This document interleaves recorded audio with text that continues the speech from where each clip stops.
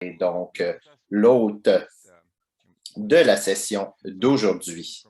Je sais que je vous parle d'Ottawa, le territoire non cédé et non restitué de la nation algonquine, Anishinaabe, où se trouve le Sénat du Canada. Et je suis heureux de vous annoncer que nous avons l'interprétation pour la session d'aujourd'hui. Les sénateurs Dean Saint-Germain, Cordy, Colin Deacon, Marty Deacon, Lofreda, Harder, Duncan, Gerba, Niville Deschênes, Cotter, Ringuette, Pate, Coyle et moi-même avons puisé dans le budget de nos bureaux pour assurer l'interprétation aujourd'hui et auparavant. Donc, merci beaucoup, chers collègues, de nous aider à assurer ce service essentiel. En bas à droite de votre fenêtre Zoom, vous trouverez l'icône qui indique l'interprétation. Veuillez cliquer dessus et choisir votre langue préférée. Pour pouvoir prendre la parole au cours de la réunion, vous devez disposer d'un casque d'écoute de qualité Sénat et avoir effectué une vérification de son à l'avance. J'ai maintenant le grand plaisir de vous présenter les intervenants aujourd'hui de Peers for the Planet, le groupe d'action sur le climat de la biodiversité de la Chambre des Lords du Royaume-Uni. Nous avons eu la chance d'avoir une réunion avec eux l'année dernière, en juin, pour découvrir leur modèle. Et cette réunion a donné lieu à la création du groupe Senators for Climate Solutions, donc notre groupe. Aujourd'hui, nous entendrons la baronne Worthington et la baronne Heyman, coprésidentes de Peers for the Planet. Elles parleront des défis et des succès auxquels elles ont été confrontées, ainsi que des leçons apprises. Madame Lynette Huntley, directrice du groupe, fera le point sur leur récent projet. Après leur présentation, nous donnerons un bref aperçu de ce que notre groupe Senators for Climate Solutions a fait depuis l'année dernière. Nous laisserons ensuite la place aux questions et réponses et peut-être une discussion sur les possibilités de collaboration entre nos groupes. Peers for the Planet, nous sommes ravis que nous nous joigniez à nos sénateurs pour le climat aujourd'hui et nous sommes impatients de vous entendre. Baron Worthington, je vous laisse prendre le relais. Et à vous, à l'autre côté de l'océan. Merci beaucoup, sénateur Kutcher. Nous sommes ravis d'être ici. Presque un an après notre rencontre initiale, nous sommes ravis que vous ayez formé votre groupe et nous sommes ravis de reconnecter et nous espérons bâtir de forts liens avec vous. Quelques mots à propos de la dimension internationale de nos travaux et le contexte global. Pas pour paraître négative, mais évidemment, la perspective climatique semble se détériorer rapidement en raison des gaz à effet de serre, des concentrations des gaz à effet de serre actuellement, et les événements météorologiques majeurs se multiplient et nous avons toujours des gaz à effet de serre qui augmentent, même si ça fait 2 décennies que nous avons des pourparlers. Et donc, les affaires comme d'habitude, ce n'est pas une option. On essaie constamment d'équilibrer les affaires domestiques puisque les législateurs peuvent avoir un rôle plus direct là-dedans, mais nous ne pouvons pas résoudre le problème climatique seulement les pays ensemble. Et ce que nous essayons de faire, c'est de faire en sorte que nous avancions des projets législatifs de façon domestique afin que les autres puissent apprendre de nous, mais également nous tendons la main vers d'autres Sénats afin que l'on puisse avoir des conversations au niveau global et international. Et nous sommes ravis, encore une fois, de communiquer avec vous. En Europe, au moment actuel, qui l'aurait prédit lorsque nous nous sommes parlé la dernière fois?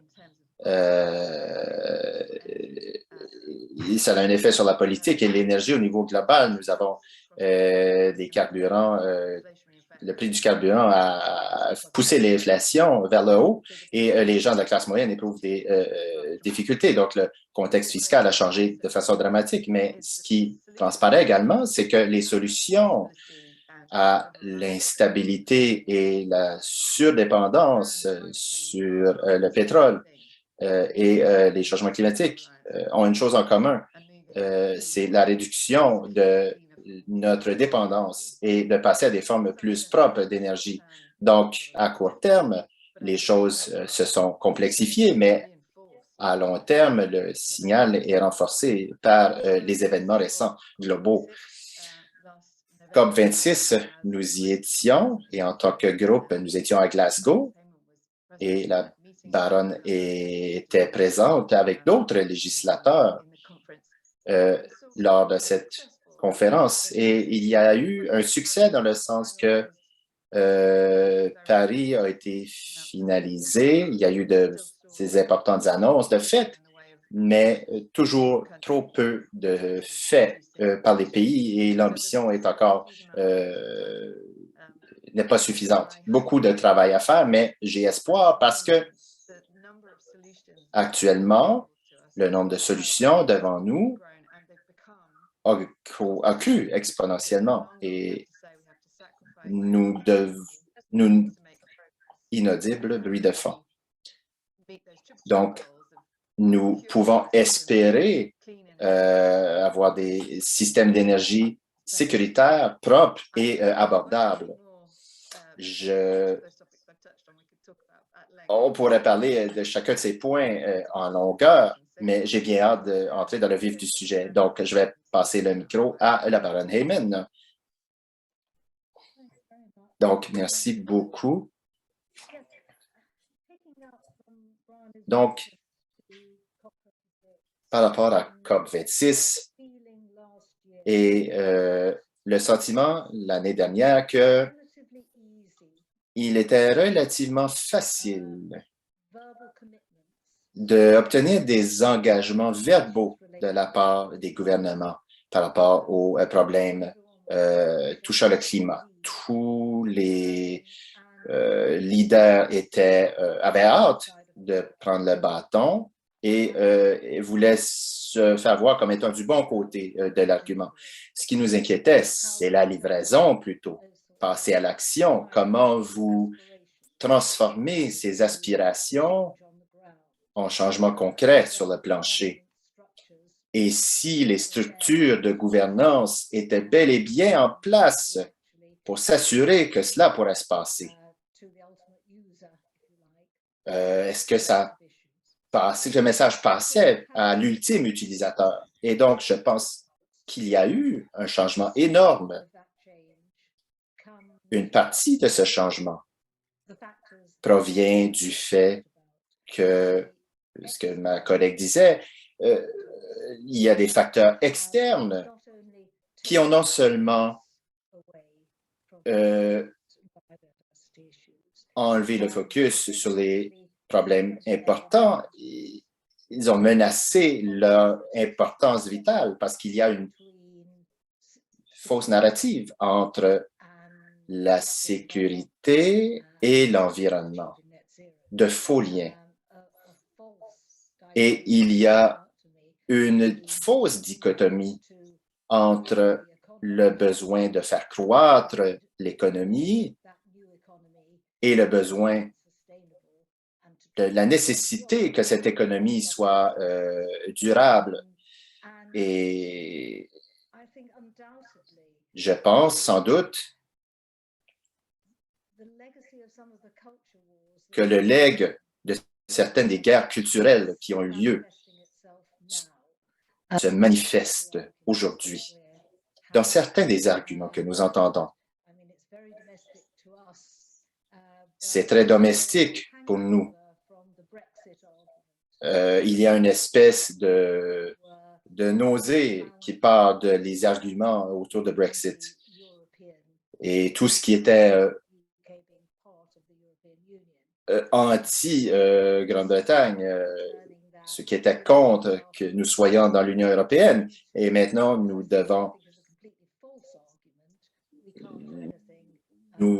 pouvons, en raison de cela, de cette vision de nous, nous voyons affaiblis par rapport à notre argumentaire. Et inévitablement, ce changement a mené les gouvernements à être plus prudents, moins ouverts aux changements législatifs que nous tentons d'instaurer. Et donc, c'est l'aspect négatif. L'aspect positif, c'est que nous avons essayé d'améliorer nos communications, d'améliorer nos preuves et de mettre de l'avant ces preuves. Et puis, inaudible bruit de fond. Et au court et moyen terme, et qu'il y a de bien meilleures façons et plus propres de faire les choses. Et comme il a été dit, il a eu beaucoup d'avancées techniques qui rendent certaines de ces mesures plus faciles à argumenter sans les subventions. Et ce qui me rend optimiste, c'est qu'en grande partie, le monde des affaires ont bien eu le message, ils ont compris. Ils se tournent vers ces solutions et ils vont de l'avant. Peu importe que le gouvernement dise « je suis d'accord ou pas ». Ils lisent le message économique et ils poussent l'agenda vers l'avant. Et en ce sens, l'année dernière, COP était bien utile parce qu'il y a eu beaucoup de joueurs importants autour de la table. Et puis, donc, nous continuerons de construire un réseau de soutien. Nous avons eu beaucoup de soutien externe, ce qui veut dire que nous avons extensionné ou agrandi notre équipe avec de meilleures ressources et j'espère que Lynette et ses collègues vont avoir un peu moins de travail sur les épaules qu'elles ont eu depuis les 2 dernières années et nous poursuivons toujours et faisons toujours les mêmes choses. Ma collègue est au niveau de l'approvisionnement, elle s'occupe de l'approvisionnement et elle s'assure que l'approvisionnement soit net zéro. Je fais la même chose en ce qui concerne la banque d'investissement du Royaume-Uni. Et donc, nous poursuivons ces travaux. Nous nous concentrons bel et bien sur le fait qu'il faut des membres de tous les partis, de tout le spectre politique. Et c'est pourquoi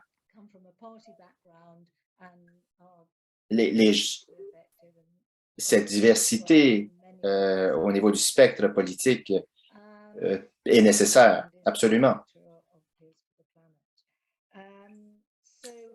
Et donc,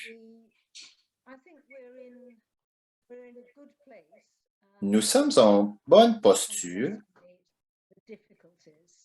sauf que je ne sous-estimerai pas les difficultés auxquelles nous faisons face. Et je serais très intéressé d'entendre de vos commentaires par rapport à votre évaluation de la situation. Mais bon, je pense que Lynette pourrait vous exposer quelques-uns des projets dans lesquels nous sommes impliqués. Merci beaucoup. Donc, nous voulions partager quelques-unes des choses. Premièrement, à ce qu'Hélène disait par rapport au défi de la livraison, parce que c'est probablement un défi auquel plusieurs gouvernements vont faire face. Il y a des lois climatiques et malgré le fait que nous ayons un cadre important, il y a le problème du ce qu'on appelle le brouillard d'agissement. Et cela touche à la consistance et à la coordination et comment le gouvernement du Royaume-Uni livre sur ses promesses. Et donc, une des choses sur laquelle nous réfléchissons et une idée qui obtient quand même un peu de traction politique ici, c'est l'idée d'un test net zéro pour les législateurs. En tant que Peers for the Planet, nous recevons plein de rétroactions par rapport à des gens qui ne respectent pas les mesures, les lois. Donc, ces tests voudraient assurer une meilleure cohérence et plus de considération pour nos engagements domestiques et internationaux. Ça vous surprend peut-être que plusieurs d'entre nous ont une mauvaise réaction par rapport à cette idée. Il y a plusieurs autres tests similaires politiques que le gouvernement du Royaume-Uni a mis sur la table avec plus ou moins de succès. Mais nous avons un think tank ici lié à l'Institut du gouvernement et un groupe d'affaires qui travaille avec des directeurs non exécutifs sur plusieurs conseils d'administration afin de réfléchir sur ces problèmes. Et nous avons regardé historique au Royaume-Uni et nous avons appris également d'autres pays et fait quelques recommandations par rapport à comment un tel test pourrait être appliqué de façon utile et efficacement. Donc, c'est un travail courant. Aucun test comme celui-ci n'est parfait, bien sûr, ce qui ne veut pas dire que vous ne devriez pas essayer, étant donné l'état du climat. Donc, c'est un aspect de notre travail et nous sommes très heureux de partager ça avec vous si cela peut vous intéresser. Donc, l'autre aspect que je peux mentionner, c'est notre travail législatif. Une bonne proportion de ce que l'on fait, comme il a été mentionné. L'intention pour nous est de voir quelle base pouvons-nous créer pour partager plus largement, diffuser largement. Et nous trouvons que lorsque nous avons des progrès au niveau de la législation, ça nous crée un précédent. Et puis, nous pouvons tenir le gouvernement responsable. Bon, vous l'avez fait dans le passé, pourquoi pas le faire à l'avenir? Et nous travaillons actuellement sur l'approvisionnement. L'approvisionnement est important pour ce qui est des émissions de gaz à effet de serre. Également, nous travaillons à mettre sur pied une banque d'investissement verte au Royaume-Uni. Et quelques petites choses que nous avons apprises au cours des derniers mois sur nos travaux législatifs qui sont pertinents pour vous.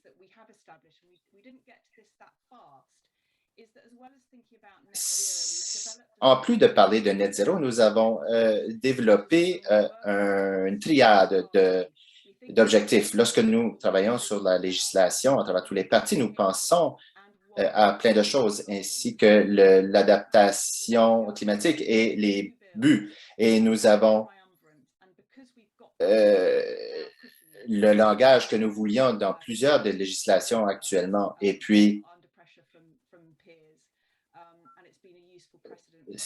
et cela démontre inaudible. L'autre chose que nous avons apprise, en fait, ce sont des choses pratiques, de travailler au travers, avec l'aide de tous les partis. Nous avons travaillé avec un secrétaire à l'éducation qui était bien content de nous aider sur quelque chose, des choses spécifiques, puisqu'ils sont des experts. Au niveau de la santé également, il y avait des experts. Donc, le groupe peut bien contribuer de façon plus large. Et nous trouvons que nous pouvons être très efficaces sur ces législations non environnementales, des choses auxquelles vous ne vous attendez pas. Et plusieurs l'approvisionnement est important. Nous avons travaillé sur la législation. Puisque ce sont des problèmes horizontaux, il est peut-être plus difficile d'avoir une coalition plus large et des espaces de travail efficaces. Mais bon, ce sont des choses sur lesquelles nous travaillons et nous sommes ravis d'aller de l'avant et de partager nos travaux législatifs. Nous serions ravis de vous parler ainsi qu'à vos employés à propos de comment nous y arrivons, si vous avez des questions spécifiques même. Peut-être également, y a-t-il d'autres façons de partager nos briefings politiques, peut-être avec une saveur plus internationale. Merci beaucoup, Lynette, pour cela et Baron Worthington, Heyman, c'est très apprécié. Et c'est très bien d'apprendre à propos des travaux que vous faites. Et personnellement, j'aimerais en apprendre plus à propos de votre politique, votre test net zéro. Donc, peut-être pourrions-nous en discuter un petit peu plus tard. Mais encore, vous nous donnez tellement de belles choses sur quoi réfléchir et beaucoup de grands défis également. Donc, ce sont deux choses merveilleuses à avoir. Donc, je vais passer quelques minutes maintenant afin de vous fournir une mise à jour par rapport à ce que notre propre groupe a accompli au cours de la dernière année. J'ai quelques diapos qui vont illustrer certaines de nos initiatives. Donc, nous allons commencer avec la première diapo. Merci beaucoup. Donc, sénateur Coyle et moi-même avons commencé un groupe avec le but d'informer les sénateurs canadiens qui veulent parler de problèmes critiques et de solutions au changement climatique. Et depuis la création du groupe, et en réponse à un sondage des sénateurs participants, nous nous concentrons sur nous éduquer nous-mêmes par rapport au changement climatique, ainsi que sur les solutions variées et importantes que nous pouvons regarder afin de s'attaquer au changement climatique. Et je note que nous sommes neutres au niveau de la solution. Nous ne préférons pas une solution plus qu'une autre. Nous voulons avoir, en quelque sorte, la panoplie totale de solutions. Notre groupe comprend 44 sénateurs de différents groupes du Sénat et ainsi de groupes non affiliés. Et nous avons été très occupés, comme vous pouvez voir cette année, avec COP26 étant un événement global sur l'action climatique. Nous avons fait des efforts pour éduquer les membres de notre groupe sur COP26 avec le contexte, les résultats et les engagements climatiques. Nous avons organisé 8 événements virtuels où nous avons invité les experts et des membres du gouvernement canadien afin de parler à nos membres de changement climatique et de problèmes climatiques. Et il y a eu des notes de briefing de créer sur différents événements et des sommaires ont été envoyés aux sénateurs. Et nous également avons eu beaucoup d'aide de la part de stagiaires qui ont été merveilleux à tout rassembler ces matériaux et ces études. Ces études, on a un compte Twitter actif afin de garder nos membres et le public au courant de ce que nous faisons à ce niveau. Et nous travaillons activement à la création d'un site web qui sera lancé cet automne également. Donc, un sommaire de ce que nous avons fait au cours de la dernière année. Sur la deuxième diapo, ici, nous avons les événements organisés au cours de la dernière année. Le premier événement fut notre rencontre avec vous, Peers for the Planet. Et vous voyez que nous avions beaucoup de présentateurs excellents. Plusieurs parlaient du contexte canadien, mais certains autres nous ont aidés à mieux comprendre le contexte international. Et nous allons poursuivre ces présentations d'experts avec d'autres experts au cours de l'année. La prochaine diapo, s'il vous plaît. Également, nous avons produit des notes sommaires concernant les réunions mondiales importantes afin d'informer les sénateurs. Et plus récemment, il y a eu Stockholm plus 50.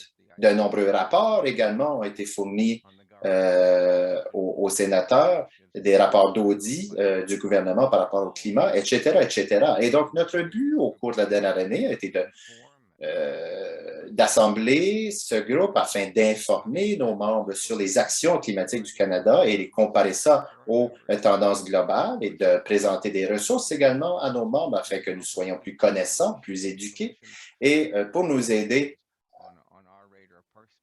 à garder les problèmes climatiques sur nos radars et y tenir compte dans nos travaux en tant que législateurs. Et donc, c'est un sommaire très bref de ce que nous avons fait durant notre première année en tant que groupe. Et Mary, je n'arrive pas à croire que l'année s'est passée, s'est écoulée tellement rapidement. Il me semble que c'était hier que j'étais allé du Prince-Édouard et que mon téléphone a sonné. C'était Mary qui me proposait cette idée merveilleuse. Et donc, nous voici. Et désolé, Mary, que vous vous sentiez mal aujourd'hui. Donc, voilà, je vois que vous avez votre main. Très brièvement, si ma voix ne vous dérange pas trop. Merci, Stan. Et je veux remercier nos collègues de Peers for the Planet qui nous ont inspirés à assembler nos pairs de chaque côté de notre chambre afin de travailler ensemble. Et cette première année a été une année de formation où nous nous sommes regroupés. En fait, il y a 3 autres sénateurs, un est décédé malheureusement et 2 autres se sont partis à la retraite depuis la formation de notre groupe, mais c'est une réponse remarquable. D'un total de 88 sénateurs, la moitié sont impliqués dans le groupe et je veux remercier ces membres pour leur engagement. Nous sommes tous et toutes occupés et c'est une charge qu'ils ont décidé d'ajouter.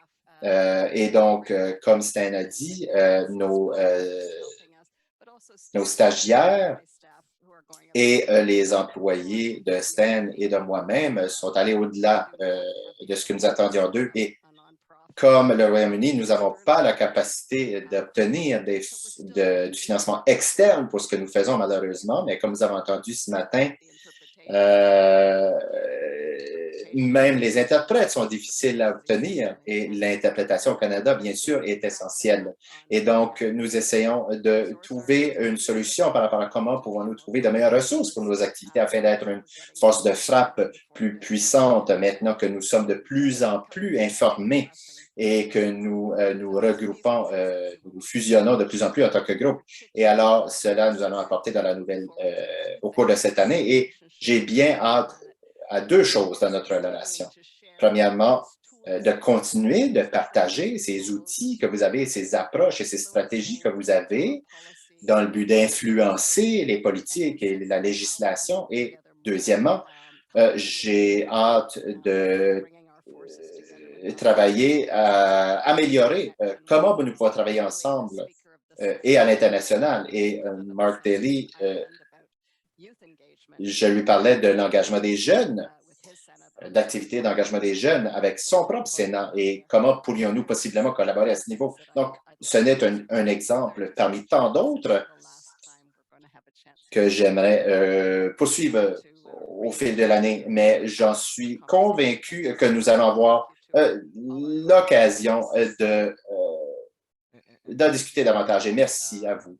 Merci beaucoup, Mary. Si les gens pourraient, s'il vous plaît, m'indiquer si vous avez des questions ou quoi que ce soit, indiquez-le dans le clavatage. Également, vous pouvez lever votre main. Je vois donc sénateur McPhedran et sénateur Langton. Ah, Stan, juste avant cela, est-ce que je pourrais dire que Robin Teveson, Lord Teveson et un autre de nos collègues s'est joint à l'appel. Donc, c'est quelqu'un d'autre qui a été très, très actif en tant que parlementaire dans ces secteurs d'activité et donc peut-être pourra-t-il se joindre à la conversation partagée avec nous. Merci, c'est un plaisir pour moi d'être ici. Bienvenue, Lord Teverson. Et donc, levez votre main si vous voulez vous joindre à la conversation. Nous aimerions bien vous entendre. Donc, sénateur McPhedran, le micro est à vous.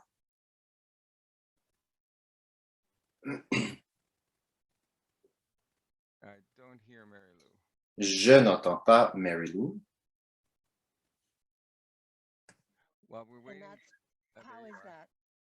Ça va maintenant? Oui, je vous entends maintenant.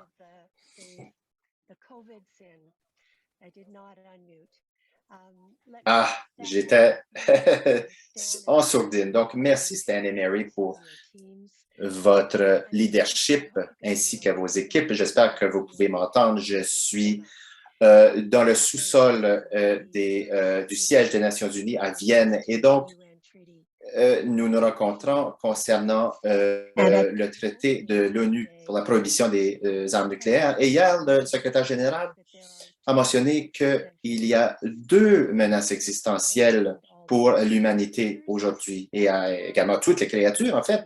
Et une de ces menaces est la crise du climat et l'autre est possiblement une crise nucléaire. Et ma question à votre groupe, Peers to the Planet, est-ce que vous avez examiné cela comme question, comme une espèce de nexus entre 2 menaces imminentes à la civilisation?